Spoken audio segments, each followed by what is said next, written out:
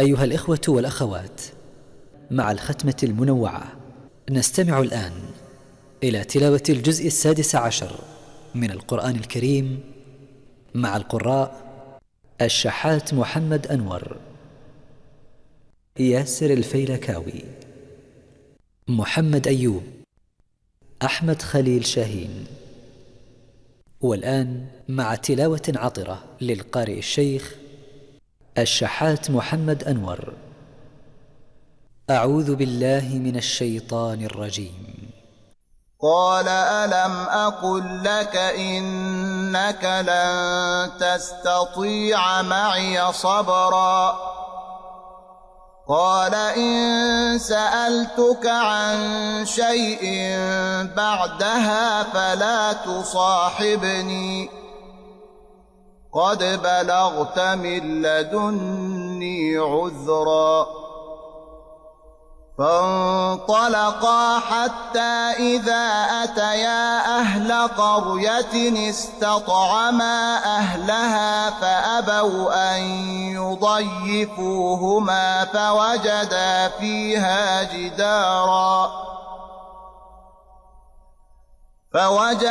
فيها جدارا يريد أن ينقض فأقامه قال لو شئت لاتخذت عليه أجرا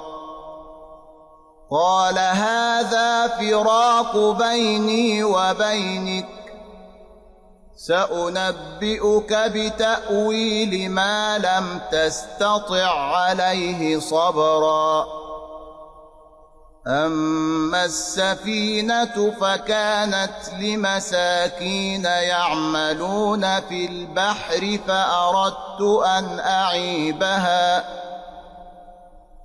فأردت أن أعيبها وكان وراءهم ملك يأخذ كل سفينة غصبا وأما الغلام فكان أبواه مؤمنين فخشينا أن يرهقهما طغيانا وكفرا فأردنا أن يبدلهما ربهما خيرا منه زكاة وأقرب رحما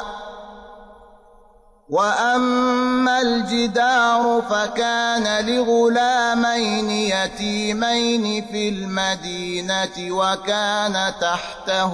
كنز لهما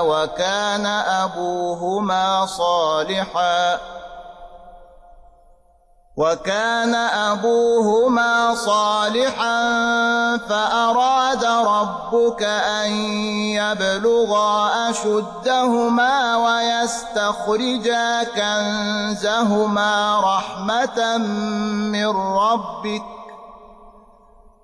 وما فعلته عن أمري ذلك تأويل ما لم تسطع عليه صبرا ويسألونك عن ذي القرنين قل سأتلو عليكم منه ذكرا إنا مكنا له في الأرض وآتيناه من كل شيء سببا فأتبع سببا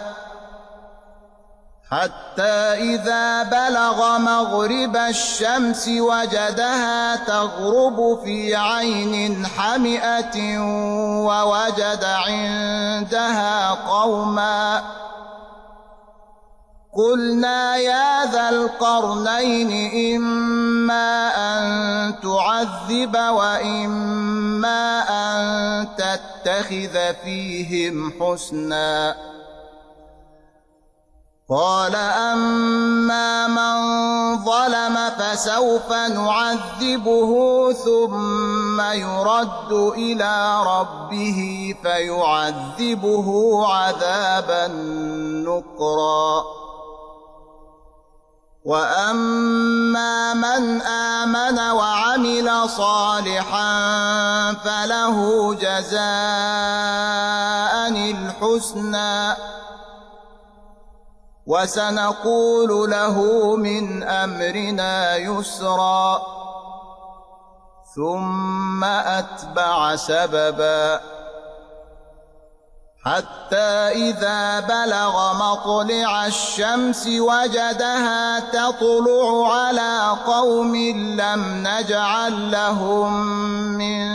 دونها سترا كذلك وقد أحطنا بما لديه خبرا ثم أتبع سببا حتى إذا بلغ بين السدين وجد من دونهما قوما لا يكادون يفقهون قولا قالوا يا ذا القرنين إن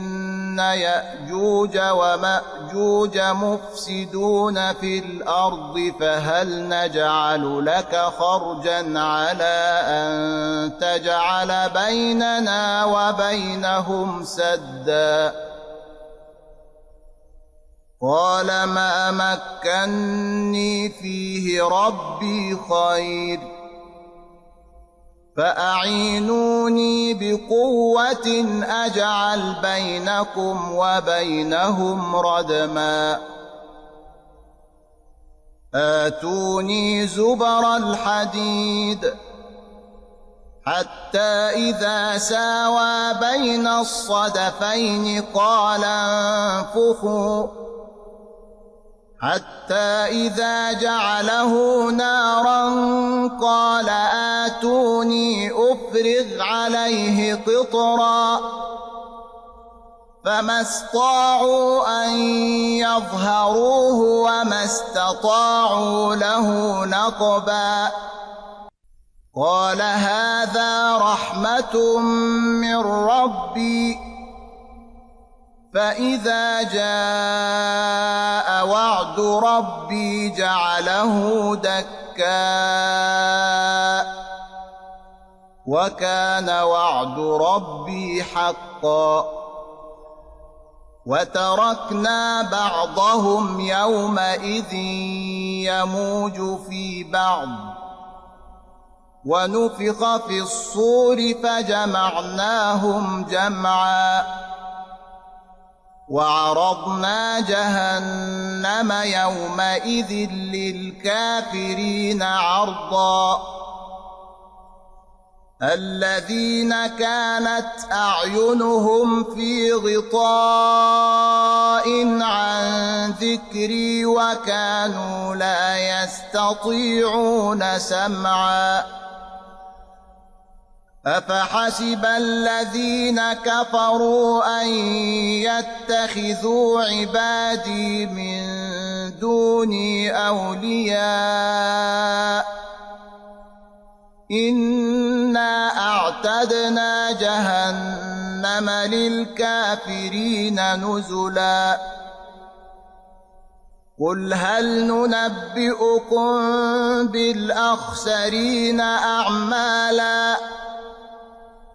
الذين ضل سعيهم في الحياة الدنيا وهم يحسبون أنهم يحسنون صنعا أولئك الذين كفروا بآيات ربهم ولقائه فحبطت أعمالهم فلا نقيم لهم يوم القيامة وزنا ذلك جزاؤهم جهنم بما كفروا واتخذوا آياتي ورسلي هزوا إن الذين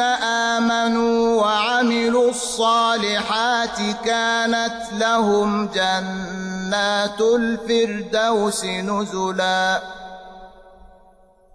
خالدين فيها لا يبغون عنها حولا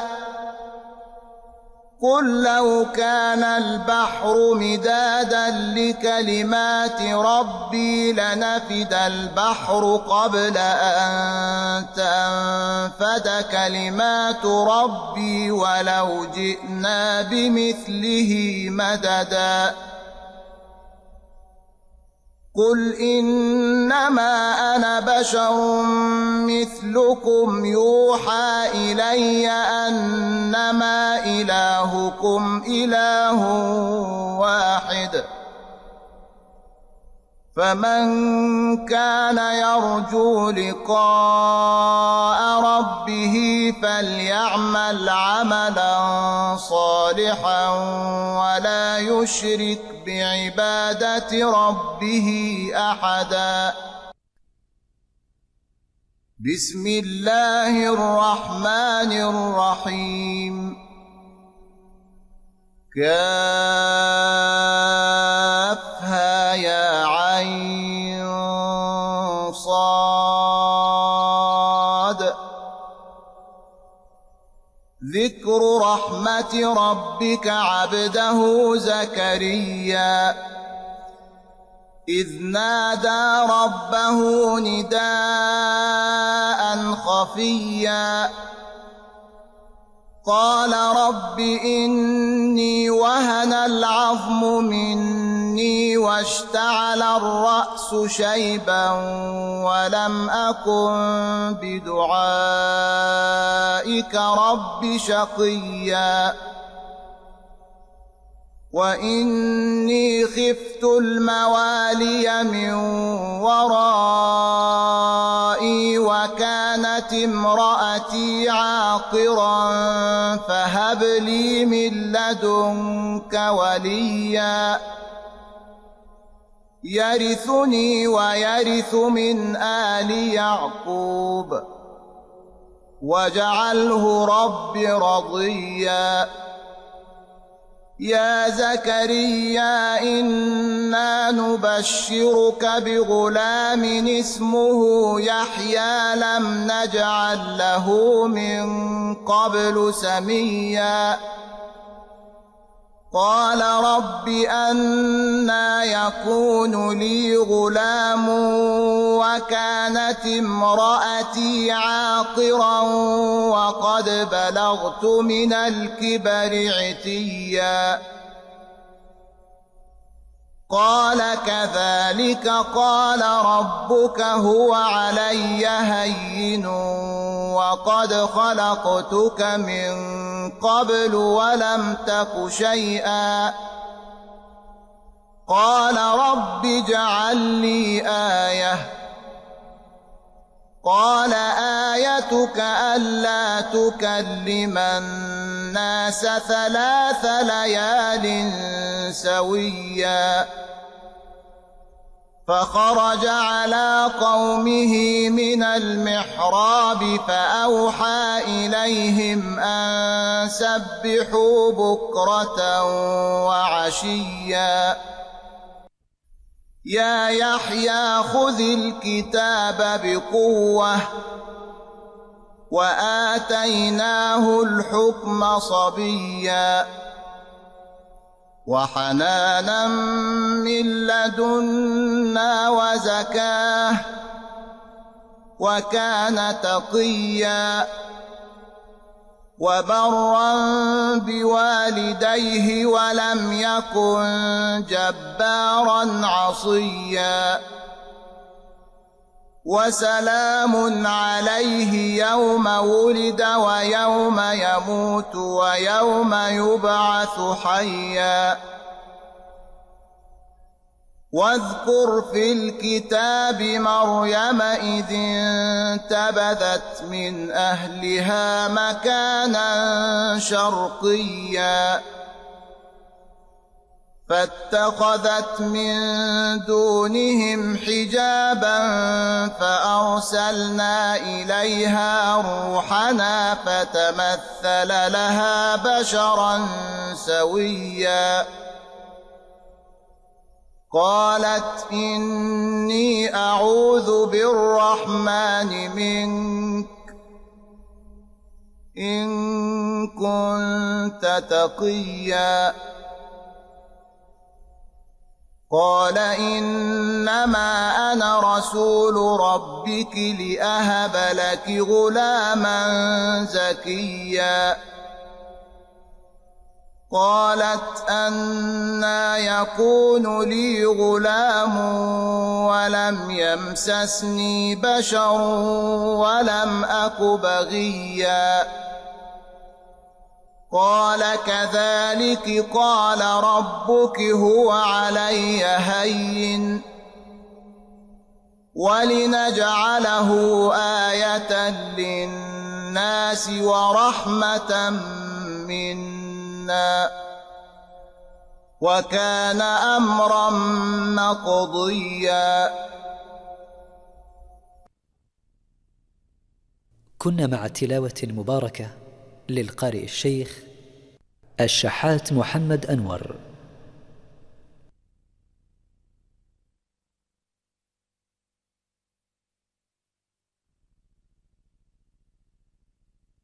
والآن مع تلاوة عطرة للقارئ الشيخ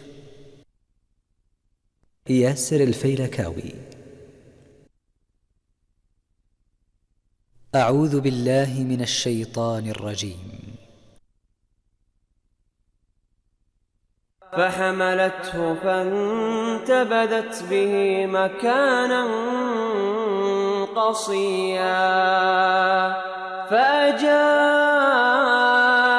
المخاض إلى جذع النخلة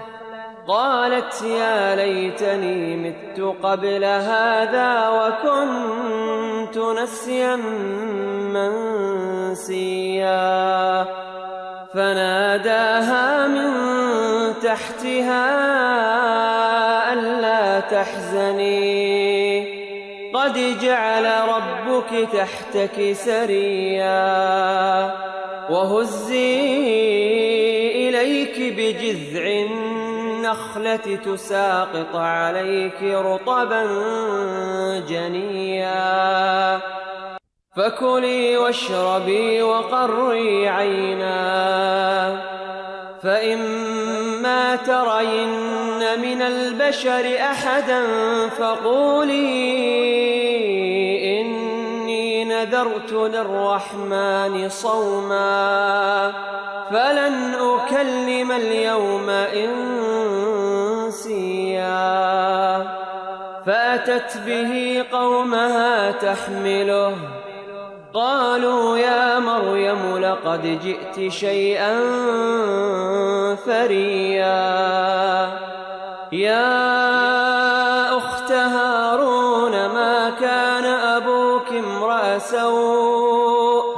وما كانت أمك بغيا. فأشارت إليه قالوا كيف نكلم من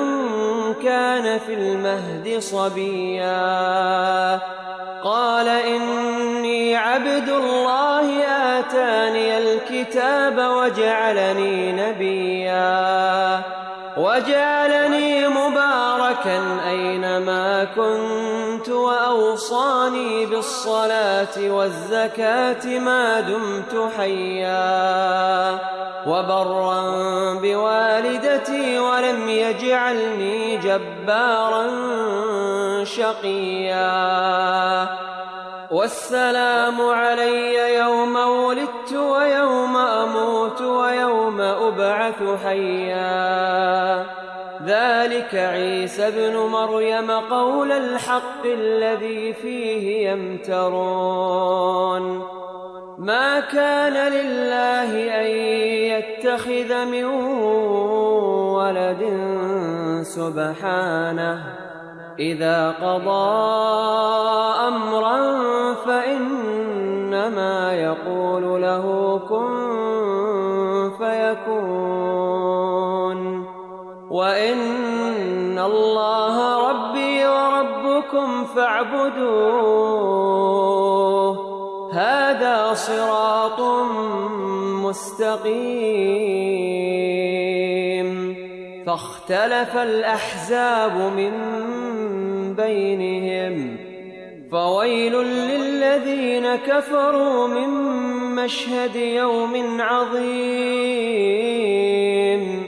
أسمع بهم وأبصر يوم يأتوننا لكن الظالمون اليوم في ضلال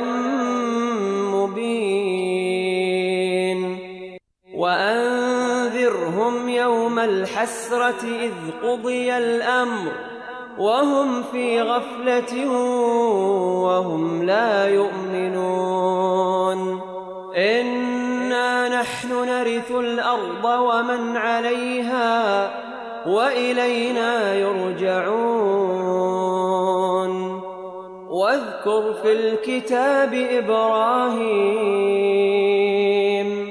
إنه كان صديقا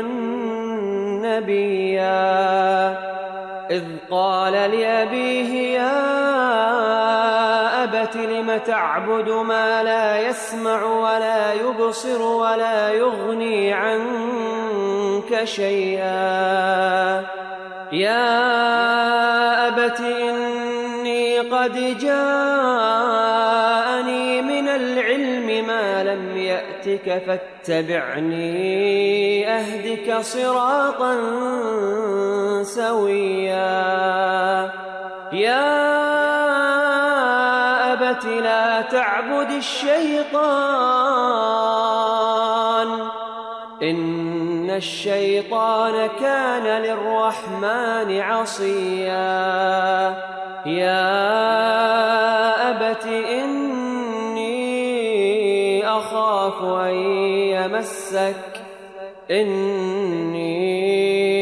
أخاف أن يمسك عذاب من الرحمن فتكون للشيطان وليا قال أراغب أنت عن آلهتي يا إبراهيم لئن لم تنته لأرجمنك واهجرني مليا قال سلام عليك سأستغفر لك ربي إنه كان بي حفيا وأعتزلكم وما تدعون من دون الله وأدعو ربي عسى ألا أكون بدعاء ربي شقيا فلما اعتزلهم وما يعبدون من دون الله وهبنا له إسحاق ويعقوب وكلا جعلنا نبيا ووهبنا لهم من رحمتنا وجعلنا لهم لسان صدق عليا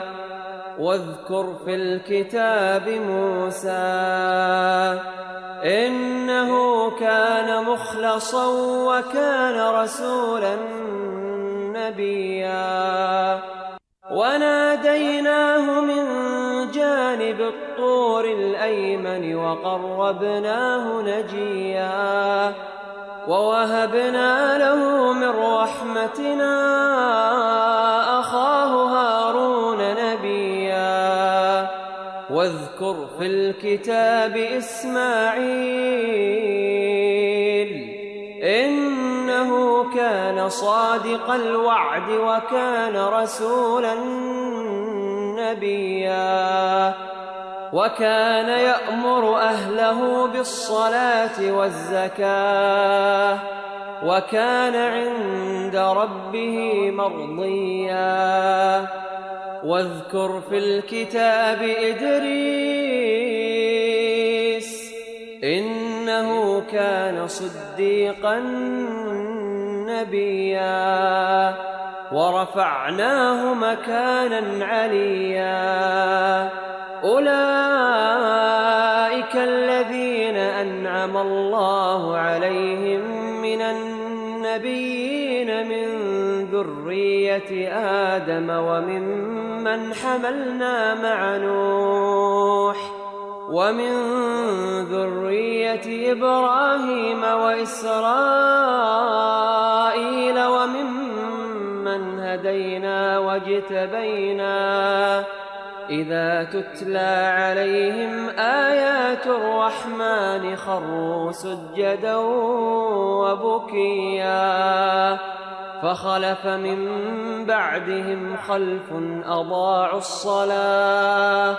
واتبعوا الشهوات فسوف يلقون غيا إلا من تاب وآمن وعمل صالحا فأولئك يدخلون الجنة ولا يظلمون شيئا جنات عدن التي وعد الرحمن عباده بالغيب إنه كان وعده مأتيا لا يسمعون فيها لغوا إلا سلاما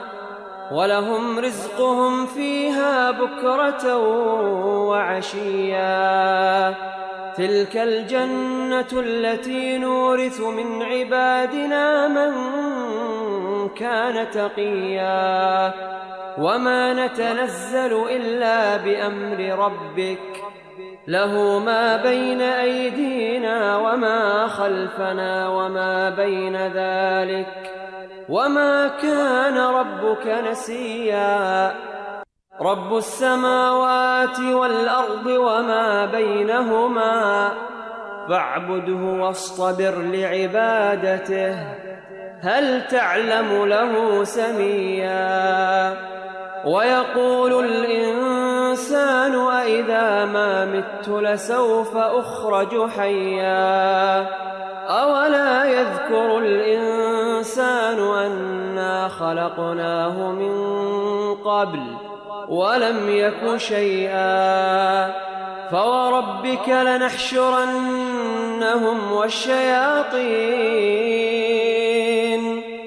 ثم لنحضرنهم حول جهنم جثيا ثم لننزعن من كل شيعة أيهم أشد على الرحمن عتيا ثم لنحن أعلم بالذين هم أولى بها صليا وإن منكم إلا واردها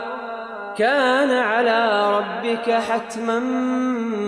مقضيا ثم ننجي الذين اتقوا ونذر الظالمين فيها جثيا وإذا تتلى عليهم آياتنا بينات قال الذين كفروا للذين آمنوا أي الفريقين خير مقاما وأحسن نديا وكم أهلكنا قبلهم من قرن هم أحسن أثاثا ورئيا قل من كان في الضلالة فليمدد له الرحمن مدا حتى إذا رأوا ما يوعدون إما العذاب وإما الساعة فسيعلمون من هو شر مكانا وأضعف جندا ويزيد الله الذين اهتدوا هدى والباقيات الصالحات خير عند ربك ثوابا وخير مردا أفرأيت الذي كفر بآياتنا وقال وقال لأوتين مالا وولدا أطلع الغيب أم اتخذ عند الرحمن عهدا كلا سنكتب ما يقول ونمد له من العذاب مدا ونرثه ما يقول ويأتينا فردا واتخذوا من دون الله آلهة ليكونوا لهم عزا كلا سيكفرون بعبادتهم ويكونون عليهم ضدا ألم تر أنا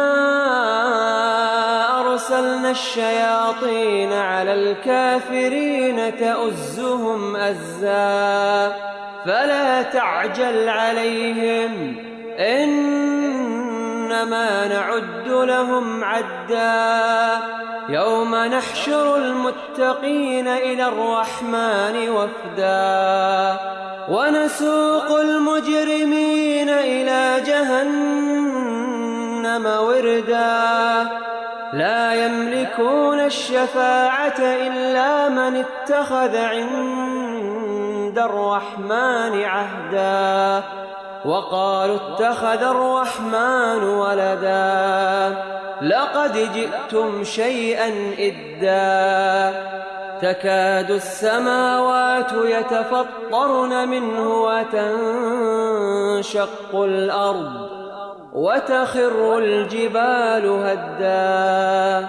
أن دعوا للرحمن ولدا وما ينبغي للرحمن أن يتخذ ولدا إن كل من في السماوات والأرض إلا آتي الرحمن عبدا لقد أحصاهم وعدهم عدا وكلهم آتيه يوم القيامة فردا إن الذين آمنوا وعملوا الصالحات سيجعل لهم الرحمن ودا فإنما يسرناه بلسانك لتبشر به المتقين وتنذر به قوما لدا وكم أهلكنا قبلهم من قرن هل تحس منهم من أحد أو تسمع لهم ركزا.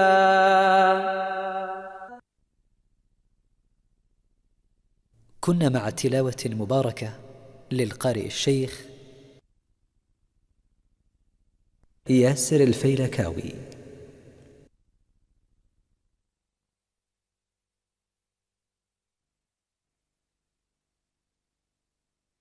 قناة المجد للقرآن الكريم، قرآن يتلى آناء الليل وأطراف النهار.